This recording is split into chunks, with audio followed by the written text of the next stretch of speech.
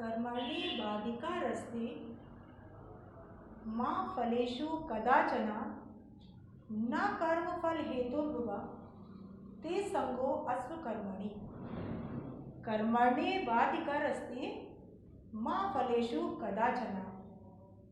कि गीता की ये पंक्तियां बेटा, गीता में कहा गया है कि कर्म की चिंता करो, फल की चिंता ना करो। क्यों? क्योंकि कर्म से ही बनता है हमारा भाग्य। कि जो हमारा भाग्य है किससे बनता है? कर्म से। यदि हम कर्म करेंगे, मेहनत करेंगे तो निश्चित रूप से अपना भाग्य अच्छा बनाएंगे। तो ये जो मैं बोली है बेटा पंक्तियाँ इसलिए गीता की कि मैंने आपको पहले भी बताया था मोटिवेशन के लिए कि जब मैं क्लास स्टार्ट करती हूँ तो थोड़ा मोटिवेशन के लिए, बताने के लिए कि आप अपना कर्म करते रहिए। कर्म करेंगे तो निश्चित रूप से अपने लक्ष्य को प्राप्त कर पाएंगे। और क्योंकि आप बेटा स्टूडेंट हो, विद्यार्थी जीवन में आपका कर्म है, कर्तव्य क्या है कि क्या है आपका कर्तव्य? मेहनत करना। और मेहनत क्या, इस समय पूरा फोकस होना चाहिए आपके 10th पर। तो आप मेहनत करें, परिश्रम करें, जितना जो टीचर आपको बता रहा है, समझा रहा है उसको पढ़ें, अभ्यास करें, मेहनत करें। और यदि आप मेहनत करेंगे तो निश्चित रूप से सफलता आपके कदम चूमेगी। तो बेटा यही इसी के साथ मैं मीनू माहेश्वरी 10th की हिंदी की विषय अध्यापिका आज अपनी नेक्स्ट क्लास कंटिन्यू करने जा रही हूँ। और मुझे उम्मीद है जो अब तक की मैंने क्लासेस ली थी आप लोगों ने अच्छे से समझा, पढ़ा। क्योंकि ये तो समझ में आ रहा है कि जिस हिसाब से आप लोग अपने आंसर्स वगैरह डालते हैं, जो कार्य आपको दिया जाता है, वर्क दिया जाता है, अभ्यास कार्य, आप उसको करते भी हैं, पूरी निष्ठा से, मेहनत से करके डाल रहे हैं। उससे तो ये तो निष्कर्ष निकल रहा है, साथ साथ बेटा हमें प्रसन्नता भी हो रही है, आनंद की अनुभूति हो रही है कि हमारा पढ़ाना सफल हो रहा है, सार्थक हो रहा है। तो इसी के साथ मैं अपनी क्लास कंटिन्यू करने जा रही हूँ। और आज मैंने जैसा कि आपको बोला, बताया कि जो मैं लूँगी वो आपका लूँगी जो दूसरा पद पढ़ाया था उससे संबंधित प्रश्न उत्तर। कि जो दूसरा पद पढ़ाया आप लोगों ने उसका रिवाइज किया होगा, पुनरावृत्ति की होगी, उसका अभ्यास किया होगा। तो आज मैं शुरू करने जा रही हूँ दूसरे पद से संबंधित जो प्रश्नोत्तर हैं, आप लोग ध्यान से सुनेंगे, समझेंगे। तो अब बेटा शुरू करती हूँ। पहला प्रश्न मेरा, अब लेकिन मैं बेटा एक बात और कि ये प्रश्न शुरू करने से पहले कि मुझे लगता है शायद एक बार और बता देना चाहिए अर्थ, कि कहीं पर ऐसा भी हो सकता है कि किसी का कुछ कन्फ्यूज़न रहा हो तो उस कन्फ्यूज़न का समाधान हो जाएगा, निवारण हो जाएगा। तो जो दूसरा पद है उसका मैं अर्थ आपको बता रही हूँ फिर से, तो आप जरा ध्यान दे लें ताकि, और थोड़ा बेटा संदर्भ प्रसंग पर भी, क्योंकि इसमें जो प्रश्नोत्तर है वो उनसे भी संबंधित है। तो मैं एक बार आपको फिर से बताने जा रही हूँ संदर्भ। सबसे पहले कि प्रस्तुत काव्य पंक्तियाँ सूर सागर के भ्रमर गीत से ली गई हैं। कि प्रस्तुत ये काव्य पंक्तियाँ हैं वो सूर सागर के भ्रमर गीत से ली गई हैं। अब बेटा इसका प्रसंग कि कृष्ण का जन्म कहाँ हुआ था? मथुरा। कि उनका जन्म तो हुआ था मथुरा, लेकिन पालन पोषण हुआ ब्रज में। और जब वहाँ पर खेलते थे गोपिकाओं वगैरह के साथ, बाल बालों के साथ, गोपिका बहुत अधिक स्नेह रखती हैं, लगाव उनसे, प्रेम। तो कृष्ण जब मथुरा जाने लगे तो गोपियाँ दुखी हैं कि कृष्ण के जाने पर, तो कृष्ण उनको आश्वासन देकर जा रहे हैं, कि विश्वास देकर जा रहे हैं, उम्मीद कि वो लौटकर जल्दी आएंगे। और वो चले गए वहाँ मथुरा। गोपियाँ प्रतीक्षारत हैं उनके इंतजार में कि कृष्ण लौटकर आएंगे, लेकिन कृष्ण लौटकर स्वयं नहीं आए, बल्कि उन्होंने अपने मित्र किसको भेज दिया? उद्धव, जो कि योग का संदेश लेकर आए हैं, निराकार ईश्वर की आराधना का। तो उसी समय भ्रमर जोड़कर जा रहा था, गोपियाँ उसको माध्यम बनाकर किससे बात कर रही हैं? उद्धव से। तो यहाँ पर गोपियों और उद्धव का वार्तालाप है, किसको माध्यम बनाकर? भ्रमर को माध्यम बनाकर। तो जो आपका प्रसंग है वो क्या है आपका? गोपियों और उद्धव का वार्तालाप, किसको? भ्रमर यानी भौरे को माध्यम बनाकर। फिर आपका जो है मैं पंक्तियाँ उसको बता रही हूँ अर्थ फिर से, ताकि आप जब मैं प्रश्न शुरू करूँगी तो आप उसके आंसर अच्छे से दे सकेंगे। उससे पहले मैं एक बार काव्य का सौंदर्य भी बता रही हूँ कि काव्य का सौंदर्य भाषा, ब्रजभाषा, उसके अलावा ब्रजभाषा के अलावा फिर उसके बाद है कि संस्कृत के तत्सम शब्दों का प्रयोग भी हुआ है, कि जैसे उधो आया था, माज आ रहा था, आया था, आस आया था, विथा आई थी, विरहनी, विरह, ये सब आपके संस्कृत के मर्यादा, ये सारे होती, गुहार, ये सारे आपके संस्कृत के तत्सम शब्द और तो संस्कृत के तत्सम शब्दों का भी प्रयोग है। उसके अलावा जो पद है, गे है, जिन्हें हम राग के साथ गा सकें ऐसे पद हैं। उसके अलावा अलंकारों का सुंदर प्रयोग भी है, अनुप्रास, रूपक, उत्प्रेक्षा, पुनरुक्ति प्रकाश आदि अलंकारों का सुंदर प्रयोग भी है। उसके अलावा जो शैली है व्यंग्यात्मक है और साथ साथ कैसी है, संबोधनात्मक, क्योंकि गोपियों ने उद्धव को संबोधित भी किया है और व्यंग भी किया है। उसके अलावा निराकार भक्ति पर साकार भक्ति की जीत और गोपियों का कृष्ण के प्रति अनन्य प्रेम या एकनिष्ठ प्रेम परिलक्षित हुआ है। तो ये है बेटा आपका क्या है, काव्य का सौंदर्य। अब दूसरा पद का मैं आपको व्याख्या बताने जा रही हूँ, ताकि उससे संबंधित हम अपने प्रश्नोत्तरें कंटिन्यू करेंगे आगे।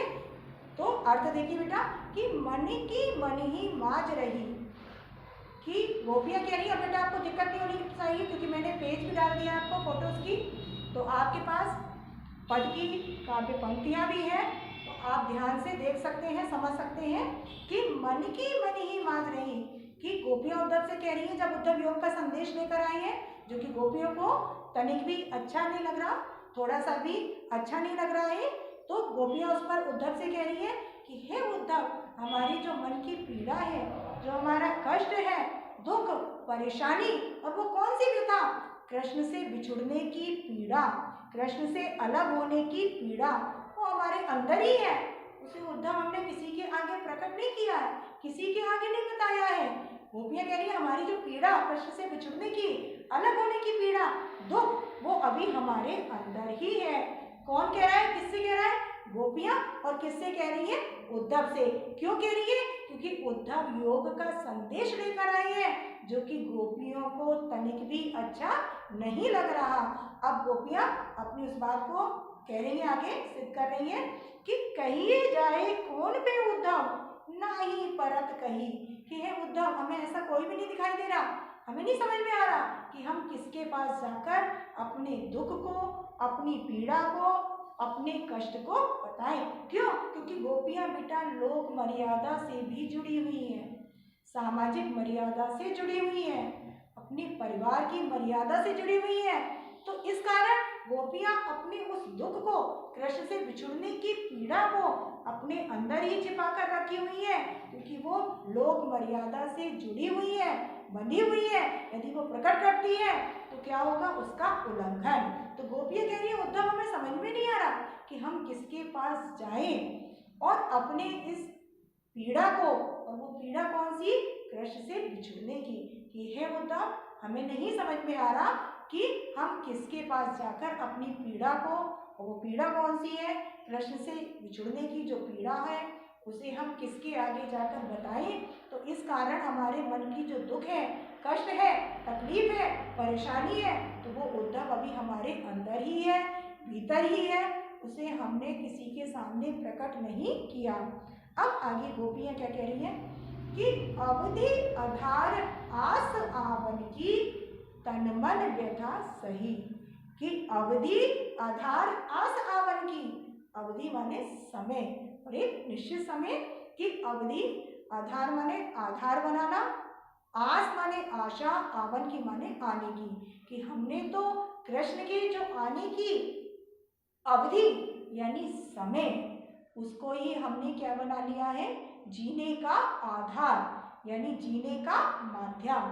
और तन मन व्यथा सही, इस कारण से हम तन और मन दोनों से व्यथा माने कष्ट को सहन कर रही हैं, कि हे उद्धव, हमने तो कृष्ण के आने की जो अवधि, समय उसको ही बना लिया है जीवन का आधार। और इस कारण से हम तन और मन दोनों से कष्ट को सहन कर रही है।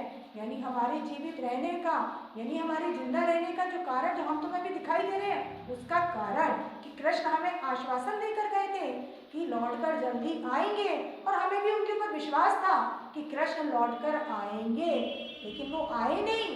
अब तो गोपियां आगे क्या कह रही है कि अब इन जोग सदिश सुन सुन विरहनी विरही रही, कि हे उद्धव, तुम्हारे इस योग के संदेश को सुन सुनकर हमारी जो विरह की अग्नि है, जो कृष्ण से बिछुड़ने की वो पीड़ा है, वो और अधिक बढ़ गई है।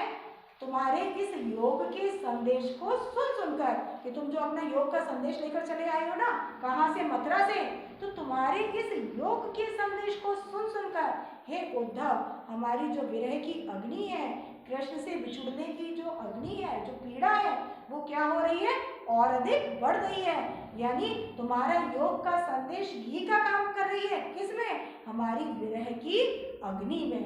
अब आगे गोपियां क्या कह रही है कि चाहत होते गुहार जितहित उतते धार वही, कि चाहते होते गुहार जितहित उतते धार वही, कि जहाँ जहाँ भी हम गुहार करने जाते हैं, पुकार करने जाते हैं, सहायता मांगने जाते हैं, सहायता तो मिलती नहीं है उद्धव, बल्कि तुम्हारा ये योग का जो संदेश है वही हमारे कानों में सुनाई देने लगता है।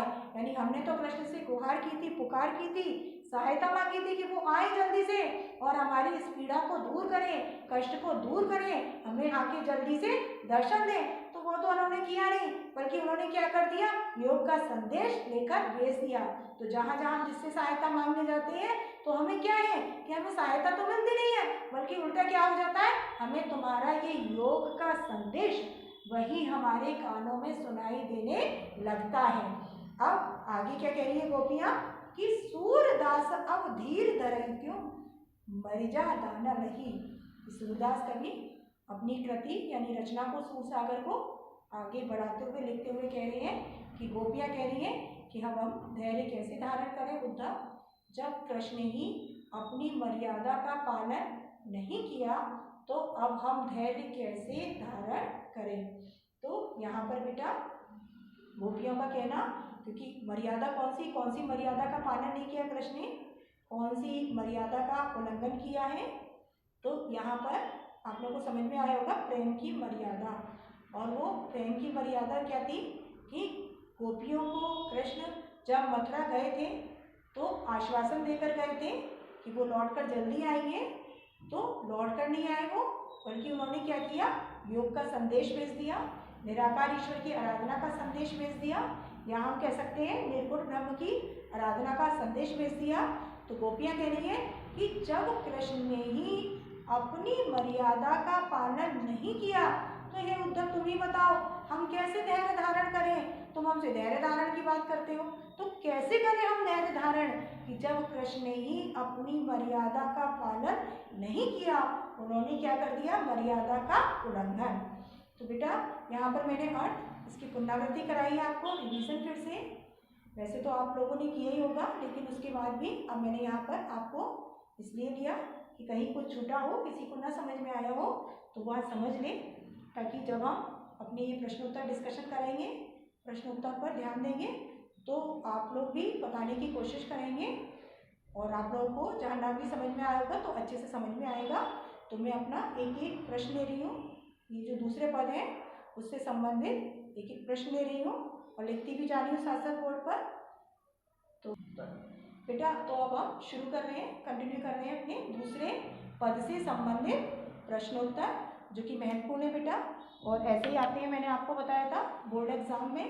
तो क्योंकि आप लोगों को तो है ना कि अपने बोर्ड में अच्छे नंबर लाने हैं, अंक लाने हैं, तैयारी करनी है, तो हर एक प्रश्न पर अच्छे से फोकस करेंगे, आप ध्यान देंगे।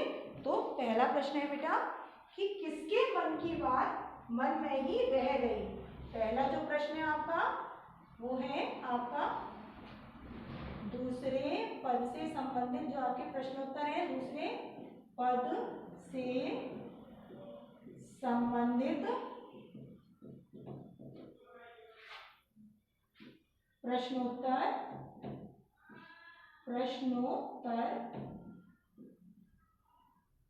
उसमें आपका जो पहला प्रश्न है बेटा वो है कि किसके मन की बात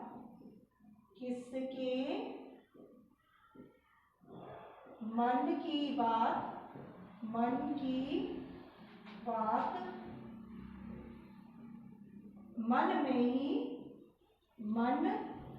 में ही रह गई।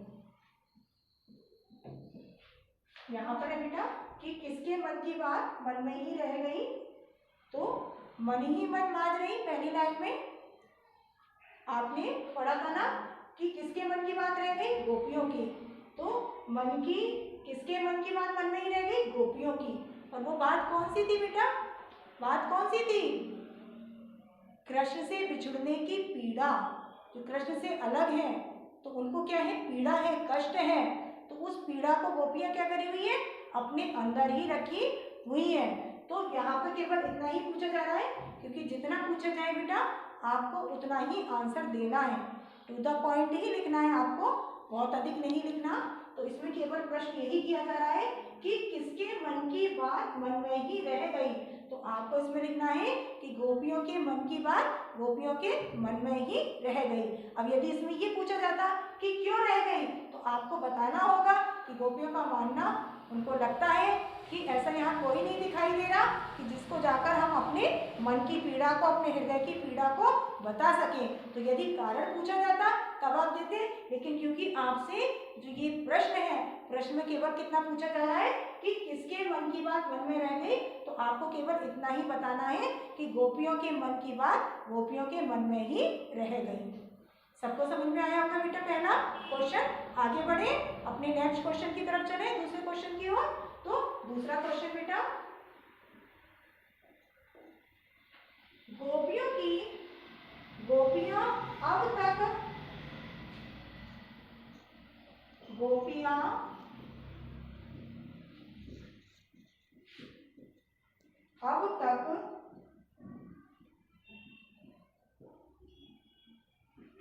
विरह वियोग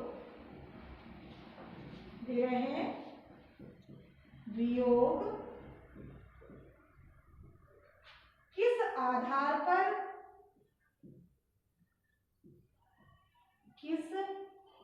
आधार पर सहती आ रही थी, किस आधार पर सहती आ रही थी।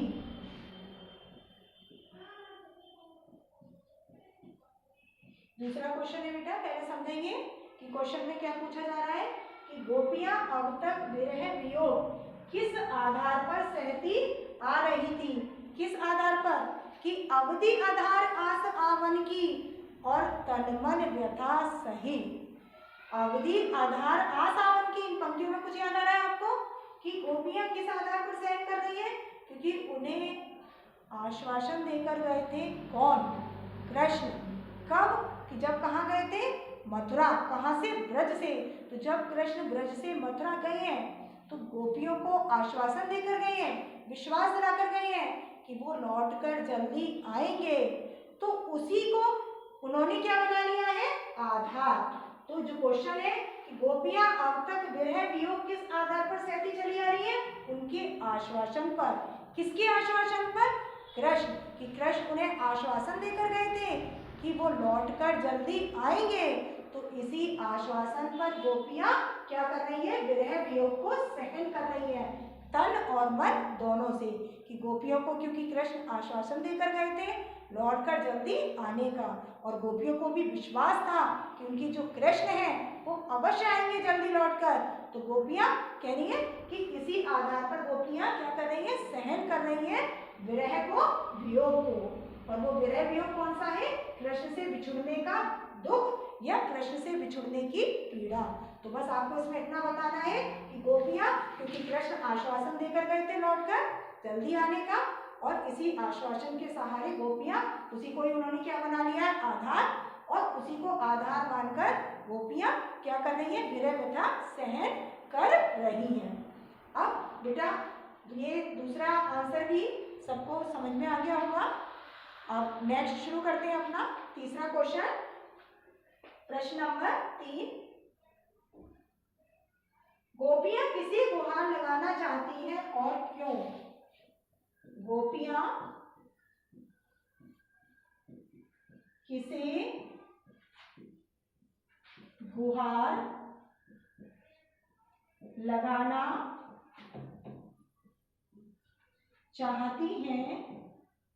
चाहती हैं और क्यों?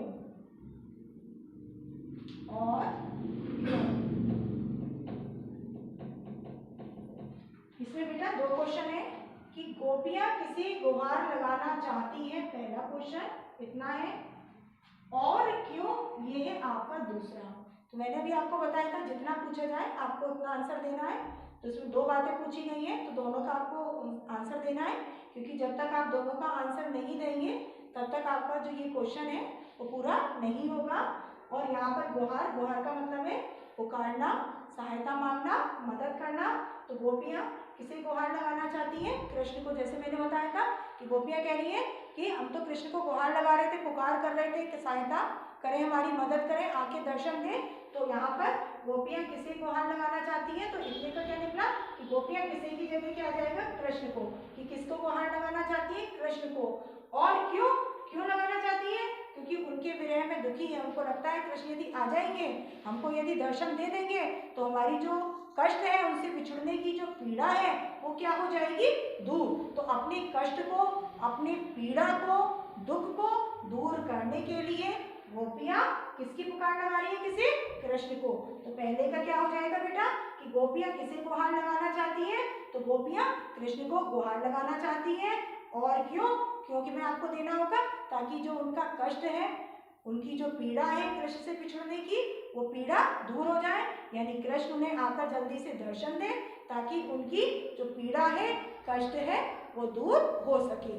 तो ये है बेटा आपका तीसरे क्वेश्चन का आंसर। और समझ में आया होगा। आगे कंटिन्यू करते हैं अपना फोर्थ क्वेश्चन। अब फोर्थ क्वेश्चन बेटा आपके फोर्थ है, गोपियां धैर्य क्यों नहीं रख पा रही थी? फोर्थ क्वेश्चन बेटा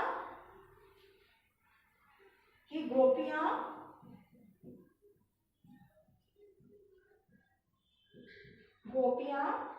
धैर्य क्यों नहीं रख पा रही थी? धैर्य क्यों नहीं रख पा रही थी?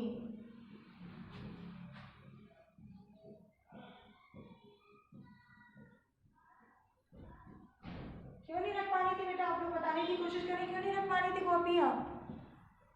लास्ट पंक्ति में था ना बेटा कि सूरदास अब धीर धरई क्यों, मर्यादा न लही।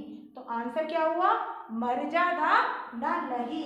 तो यहाँ पर पूछा जा रहा है कि गोपियां धैर्य यानी पेशेंस क्यों नहीं रख पा रही है, धीरज क्यों नहीं रख पा रही है? तो उसका आंसर कि गोपियों का कहना उद्धव से कि हे उद्धव, जब कृष्ण ने ही अपनी मर्यादा का पालन नहीं किया, उन्होंने ही अपनी मर्यादा का उल्लंघन कर दिया। अब वो मर्यादा कौन सी? प्रेम की। आश्वासन देकर गए थे लौटकर जल्दी आने का, जल्दी तो आए नहीं उद्धव, बल्कि उन्होंने क्या कर दिया? ये योग का संदेश लेकर भेज दिया। तो गोपियां कह रही है कि हे उद्धव, जब कृष्ण ने ही अपनी प्रेम की मर्यादा का पालन नहीं किया तो हम धैर्य धारण क्यों करें?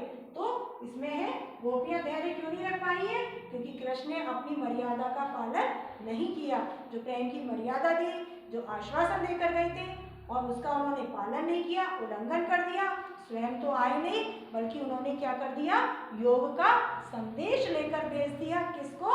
उद्धव को। तो इसलिए गोपियां धैर्य धारण नहीं कर पा रही थी। आया बेटा समझ में? सबको आया होगा। आगे नेक्स्ट क्वेश्चन बेटा, हमारा जो नेक्स्ट क्वेश्चन है वो क्या है? देखिए बेटा आगे, किसे देखकर गोपियों की विरह व्यथा बढ़ गई? किसे देखकर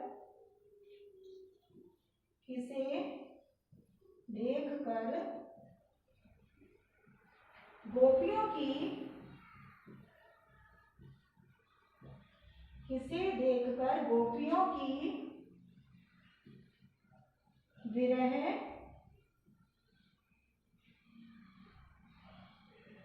व्यथा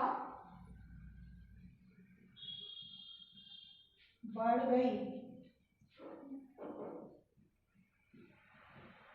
किसे देखकर बढ़ गई बेटा विरह व्यथा? कौन बताएगा इसका आंसर? आप लोगों को भी आ रहा होगा, कुछ से बोलना चाह रहे होंगे आप लोग भी ना, बताना। तो किसको देखकर गोपियों की बढ़ गई थी? उद्धव, जो क्या लेकर आए थे मथुरा से? योग का संदेश। तो किसको देखकर? उद्धव को, जो कैसे थे? ज्ञानी भी थे, नीति की बातें भी जानते थे, वाक्पटु थे यानी बोलने में चतुर थे। तो उद्धव जो कि योग का संदेश लेकर आए थे, उनको देखकर गोपियों की विरह व्यथा बढ़ गई। तो आपको बेटा कितना आंसर लिखना है इसका, क्योंकि टू द पॉइंट लिखना है, बहुत अधिक हमें नहीं लिखना, सारी बात उसमें आ जाए। तो आपको लिखना है कि उद्धव जो कि क्या लेकर आए थे? योग का संदेश। और आप ऐसे भी लिख सकते हो कि उद्धव जो कि कैसे थे? ज्ञानी भी थे, नीति की बातें भी जानते थे, वाक्पटु भी थे, लेकिन वो उन्होंने क्या किया था? योग का क्योंकि संदेश लेकर आए थे, तो उनको देखकर गोपियों की विरह व्यथा बढ़ गई कि वो योग का संदेश लेकर आए थे उद्धव, उस उद्धव को देखकर गोपियों की विरह व्यथा बढ़ गई। ये है बेटा आपका पांचवा, ये है आपका पांचवा, और समझ में आया होगा। नेक्स्ट क्वेश्चन बेटा आपका छठा क्वेश्चन जो है, छठे में है, हमारे हरी आरी की लकड़ी में कौन सा अलंकार है? ये बेटा ये तो आपका नेक्स्ट का है, तीसरे का। यहाँ पर जो आपका छठा है वो आपका क्वेश्चन है 6 नंबर का, 6 नंबर का जो आपका क्वेश्चन है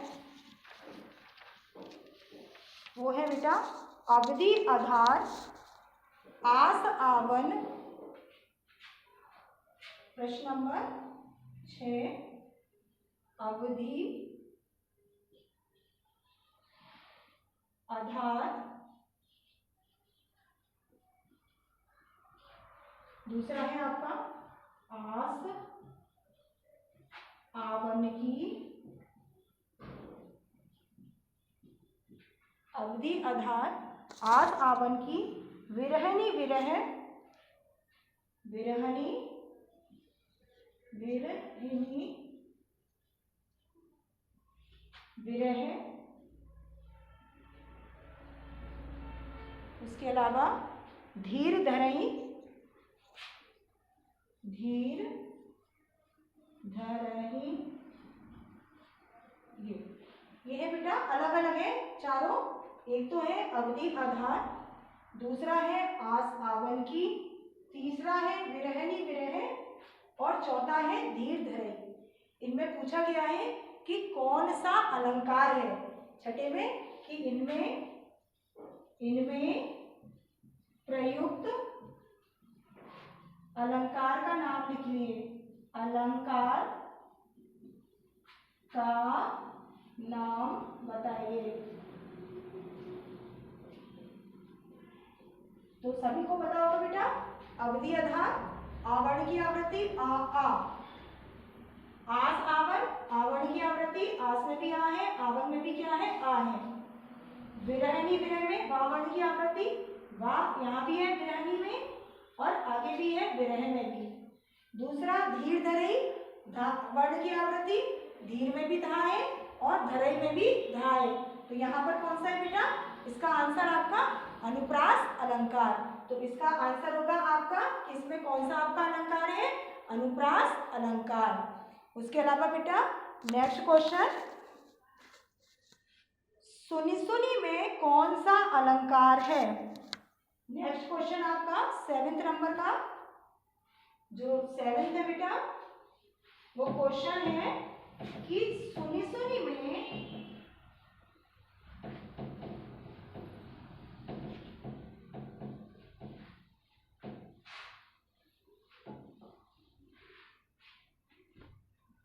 नेक्स्ट है वो बेटा, वो आपका है कि प्रश्न नंबर आपका 7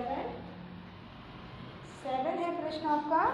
वो है सुनी सुनी में कौन सा अलंकार है? सुनी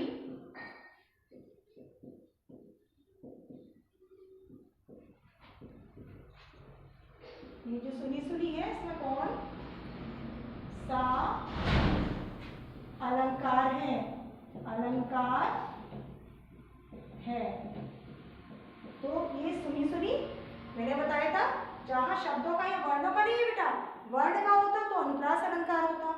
यहाँ सुनी सुनी ये दोनों शब्द हैं, और जहां शब्द का रिपीटेशन हो और दोनों का अर्थ भी सेम हो तो वो कहलाता है पुनरुक्ति प्रकाश अलंकार। ये मैंने आपको बताया था पहले कि यदि यहाँ पर दोनों के अर्थ अलग होते तो वो हो जाता आपका यमक अलंकार, लेकिन क्योंकि यहाँ पर दोनों के अर्थ क्या है सेम, सुनी सुनी यानी सुनना सुनना दोनों का, तो यहाँ पर है आपका पुनरुक्ति प्रकाश अलंकार। जैसे कि मैंने आपको बताया था जब काव्य पंक्ति समझाई थी कि पुनः प्लस उक्ति से बना है पुनरुक्ति। पुनः माने दोबारा, उक्ति माने कहना, तो उससे क्या बना हमारा पुनरुक्ति प्रकाश, जो कि कैसे लिखा जाएगा? पुनरुक्ति प्रकाश अलंकार। अलंकार पुनरुक्ति प्रकाश अलंकार यानी पुनः उक्ति माने कहना, तो एक शब्द का रिपीटेशन होना। तो यहाँ पर सुनी सुनी दो बार आया है, दोनों का अर्थ भी सेम है, तो यहाँ पर कौन सा है? पुनरुक्ति प्रकाश अलंकार। अब नेक्स्ट क्वेश्चन है बेटा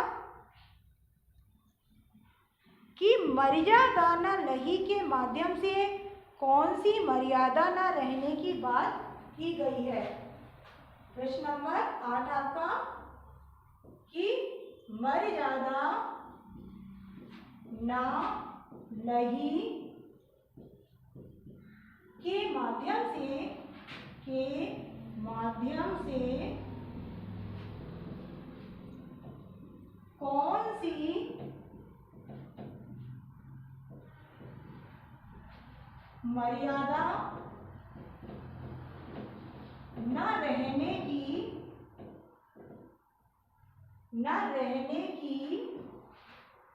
बात की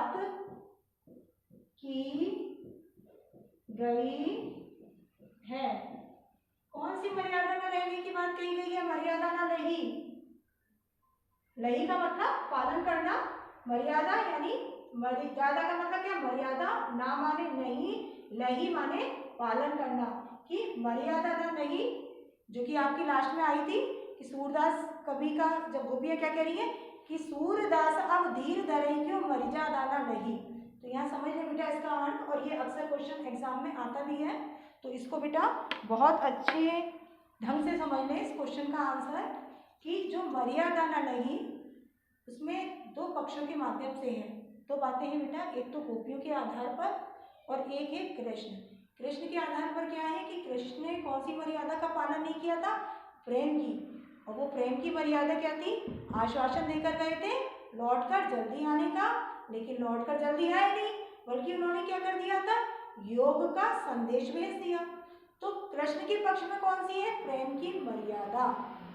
जबकि गोपियों के पक्ष में है कौन सी मर्यादा है? लोक मर्यादा, सामाजिक मर्यादा, या हम कह सकते हैं परिवार की मर्यादा, क्योंकि गोपियाँ किससे बंधी थी? लोक मर्यादा से। और लोक मर्यादा के कारण वो अपने मन की पीड़ा को क्या रखी हुई थी? कृष्ण से बिछुड़ने की पीड़ा को अपने अंदर ही। लेकिन जब उद्धव योग का संदेश लेकर आए तो वो अपनी इस मर्यादा का पालन न कर सकी और क्या करने लगी? उसका उल्लंघन, यानी उसे दूसरों के आगे प्रकट करने लगी। कौन? गोपियाँ। तो दो पक्ष में है और उद्धव को उलाहने देने लगी, ताने देने लगी। तो यहाँ पर बेटा वैसे भी है, आप स्वयं भी देखो बेटा कि कष्ट है तो व्यक्ति है सहन करता है, यदि कोई बात है काफ़ी देर तक सोचता है कि न प्रकट करे दूसरे के आगे, लेकिन जब असहनीय हो जाता है तो क्या करता है? दूसरे के आगे प्रकट, ये सोचकर कि हमारे जो मन की पीड़ा है वो क्या हो जाएगी? कम हो जाएगी।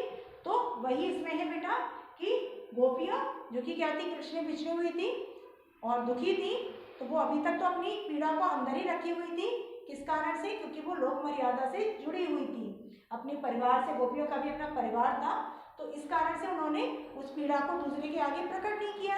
लेकिन उल्लंघन कब कर दिया? जब उद्धव योग का संदेश लेकर आए तो गोपियां उस मर्यादा का पालन न कर सकी और उद्धव को उलाहने देने लगी, उद्धव को ताने देने लगी। तो यहाँ पर है बेटा कि मर्यादा न नहीं के माध्यम से कौन सी मर्यादा न रहने की बात कही गई है।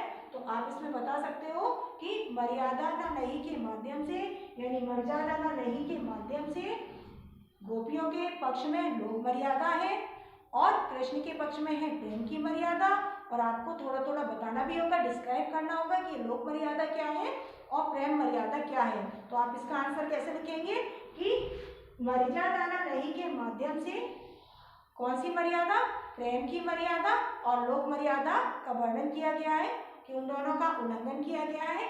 जो कृष्ण, उन्होंने अपनी प्रेम की मर्यादा का पालन नहीं किया, आश्वासन देकर गए थे गोपियों को कि वो लौटकर जल्दी आएंगे, लेकिन वो लौटकर जल्दी नहीं आए, बल्कि उन्होंने क्या कर दिया? योग का संदेश भेज दिया। तो उन्होंने अपनी प्रेम की मर्यादा का पालन नहीं किया और उद्धव, उनके गोपियों के संदर्भ में क्या आएगी? लोक मर्यादा, यानी गोपियां अभी तक तो उसको सहन कर रही थी पीड़ा को अपने हृदय में, अपने मन में, लेकिन क्या था कि जब उद्धव का योग का संदेश उन्होंने सुना कि उद्धव योग का संदेश लेकर आए हैं, योग का संदेश जब उनको देने लगे तो उनकी जो पीड़ा थी वो क्या हो गई? असहनीय, कृष्ण से बिछुड़ने की, और वो उसको सहन ना कर सकी और उसका जो मर्यादा थी कौन सी? लोक मर्यादा, उसका उल्लंघन करके उद्धव को ताने देने लगी, उद्धव को उलाहने देने लगी। तो ये है आपका इसका आंसर। तो ये बेटा इतने क्वेश्चन है जो मैंने अभी समझाए हैं आपको, इसको वीडियो के माध्यम से आगे मैं कंटिन्यू करूँगी अपना, और वो ऑडियो के माध्यम से आप आगे भी अभी क्वेश्चन को देखिएगा। तो ये है मेरा, ठीक है, वीडियो के माध्यम से जो कि आप पढ़ें समझें इतना। अब आगे का मैं कंटिन्यू करूँगी वो ऑडियो के माध्यम से, किसी दूसरे बस से संबंधित प्रश्नोत्तर। थैंक यू बेटा।